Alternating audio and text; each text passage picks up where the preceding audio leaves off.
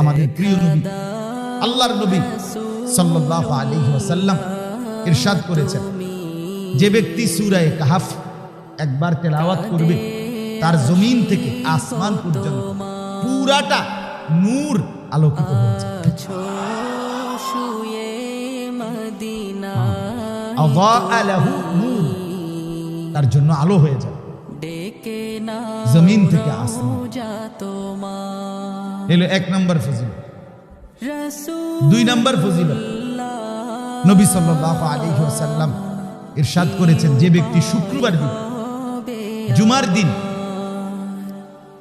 সূরা কাহফ তেলাওয়াত করবে একবার, এই যে সূরা, আল্লাহ নবী সাল্লাল্লাহু আলাইহি ওয়াসাল্লাম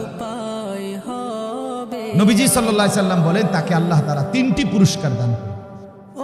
এক নাম্বার, এই আগেরটা যেটা বললাম, এক নাম্বার হলো যে ব্যক্তি শুক্রবার দিন সূরা কাহফ পড়বে, আল্লাহ তাআলা তার জমিন থেকে আসমান নূর আলোকিত করে দিবেন। এই আলো, এই রিওয়ায়াতের মধ্যে আছে যে এই আলো আল্লাহ তাআলা কিয়ামতের দিনও তার জন্য জান্নাত